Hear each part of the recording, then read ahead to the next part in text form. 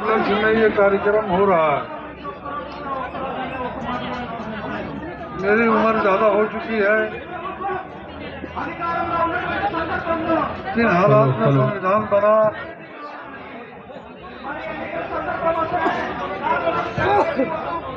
उसके बाद क्या हुआ, ये सब मेरी आंखों के सामने हुआ है। यहाँ आकर नहीं, लेकिन अखबारात के जरिए मैं उसका आई विटनेस एक तरह से हूँ।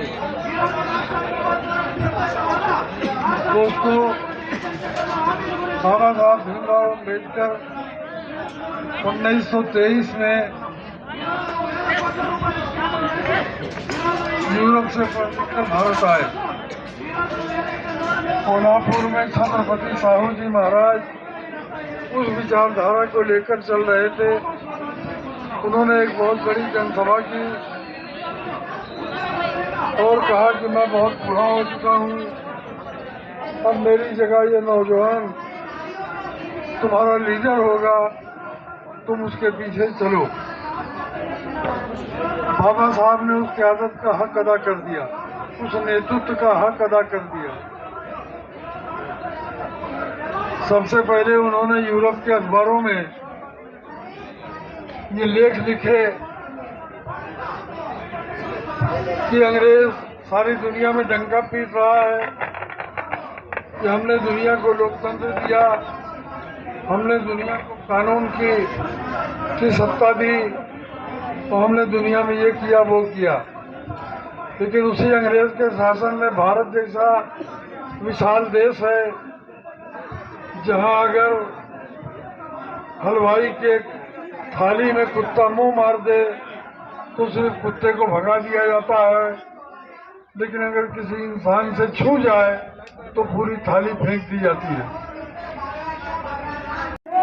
नमस्कार, मैं हूं नई दिल्ली के जंतर मंतर पर और नई दिल्ली के जंतर मंतर पर संविधान दिवस बड़े ही धूमधाम से मनाया जा रहा है और कहीं ना कहीं सरकार के समक्ष मांगे रखी जा रही हैं। आइए जानते हैं क्या प्रमुख मांगे हैं सरकार के समक्ष। मदन प्रसाद गोंड मेरा नाम हुआ, गोंडवाना गणतंत्र पार्टी के राष्ट्रीय अध्यक्ष हूँ एसटी मोर्चा से। सर, आज जिस तरीके से पूरे भारत में संविधान दिवस मनाया जा रहा है, आज नई दिल्ली के जंतर मंतर पर बड़ी धूमधाम से संविधान दिवस मनाया। क्या लगता है, संविधान दिवस मनाया तो जाता है, जो संविधान में अधिकार दिए गए हैं बहुजनों को, क्या उन तक वो अधिकार पहुँच पा रहे हैं? 1947 के नाम पे ही जो मनाए जा रहे हैं संविधान दिवस, खाली नाम की नहीं रह जाता। 1947 के बाद जब देश आज़ाद हुआ तो बाबा साहब के नेतृत्व में यह देश को लगा कि भाई हम एक ऐसा नीति का निर्माण करें, ऐसे संविधान का निर्माण करें ताकि हम इस देश को सुचारू रूप से चला सकें और दबे कुचले मजलूम जो जितने भी हमारे इस देश के अंदर जितनी भी आवश्यकता थी, उस हिसाब से इस संविधान का निर्माण किया गया।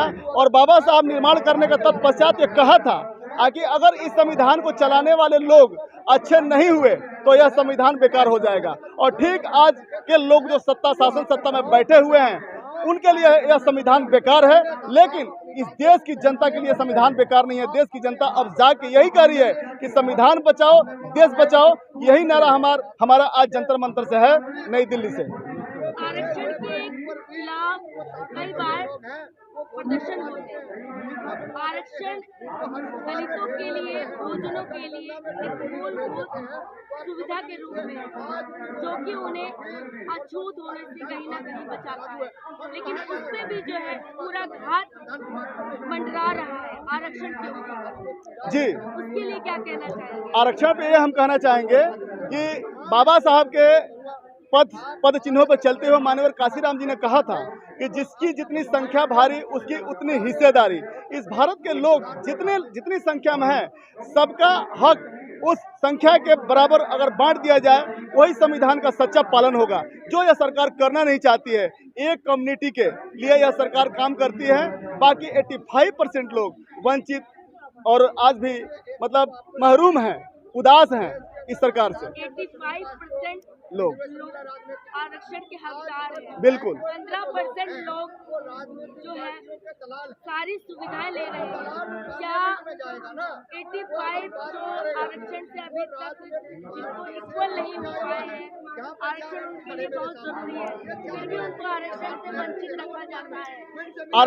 आरक्षण के लिए अगर आरक्षण की बात करते हैं तो आरक्षण के लिए आदिवासी आंदोलन, आरक्षण के लिए एससी समाज का आंदोलन, आरक्षण के लिए पटेल आंदोलन, आरक्षण के लिए जाट आंदोलन, आरक्षण के लिए न जाने जितने भी दबे कुचले समाज के लोग हैं, इन्होंने कितने कितने आंदोलन किए, लेकिन आज भी इनका आरक्षण जो हक के जो जनसंख्या के आधार पर है वो नहीं मिला।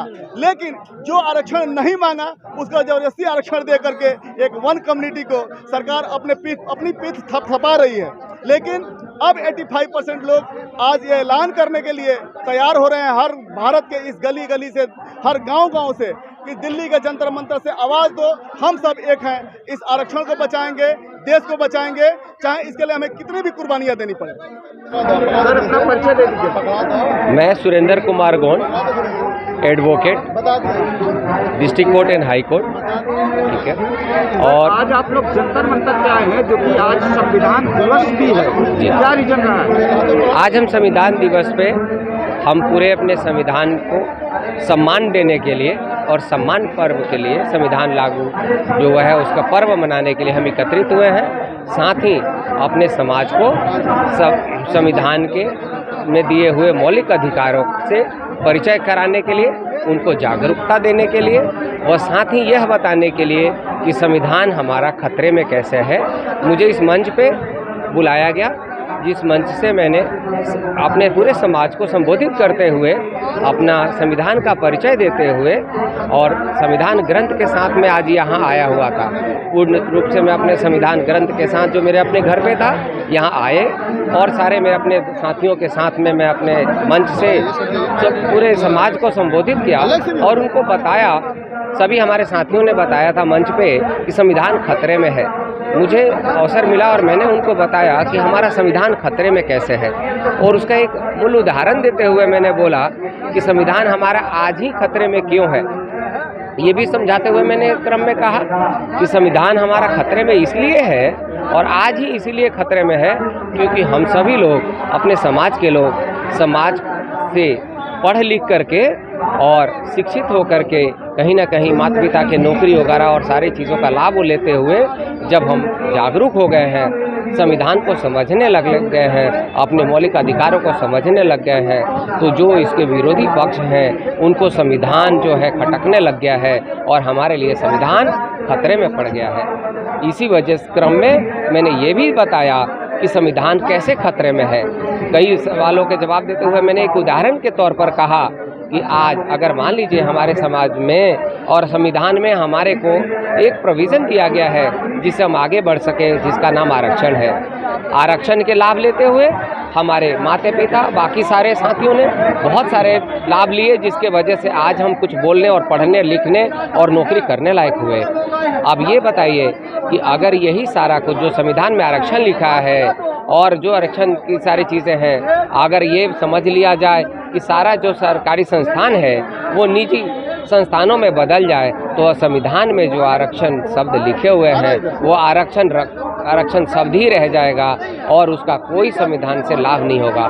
तो इस वजह से इस क्रम में मैंने सबों को समझाया कि अगर ये आपको लगता है कि निजीकरण से हमारा आरक्षण खतरे में है तो आप समझ लीजिए कि हमारा जो है संविधान खतरे में है और संविधान के साथ साथ छेड़छाड़ करने का मतलब है देश के साथ छेड़छाड़ करना और विदेशी जो ताकतें हैं उसको बढ़ावा देना और गैर आंतरिक जो है उन सारे चीज़ों का बढ़ावा देना। जंतर मंतर से आप आगामी जो लोग यहाँ पर नहीं आ पाए हैं संविधान दिवस पे, उनको क्या संदेश देना चाहते? मैं उनको संदेश यही देना चाहूँगा कि अपने संविधान को समझो, अपने मौलिक अधिकार को समझो और संविधान ही जो है हमारा महाग्रंथ है जिसके वजह से पूरा देश चलता है, जिसके वजह से हमारे विदेशों में हमारी ताकतें बनी हुई है। इस संविधान को ही पढ़ना है, संविधान को ही समझना है ताकि आप आगे निरंतर अपने बढ़ सको और देश की सेवा